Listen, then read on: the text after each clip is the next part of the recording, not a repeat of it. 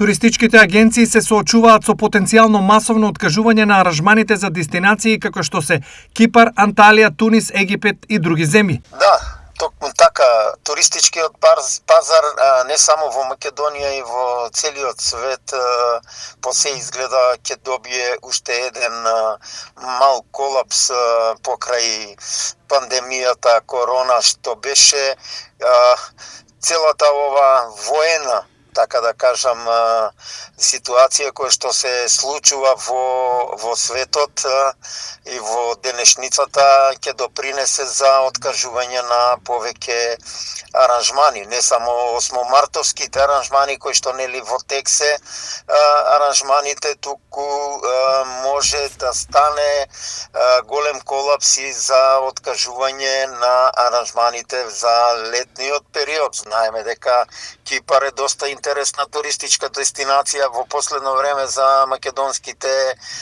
граѓани, односно македонските туристи, а да не зборуваме за Турција колку е атрактивна. Што во ваква ситуација? Овде ќе настанат проблеми, откажување на авионски летови, откажување на хотели, откажување на аеродромски трансфери, откажување на автобуски превози. Значи, ова е еден голем колапс за туризмот, кое што како индустријска гранка многу допринесува за развивање, односно за полнење на буџетот во нивните земји. Поради можниот ризик од намален обем на работа и загуби во овој сектор, туристичките работници најавуваат разговор со надлежното Министерство за поддршка.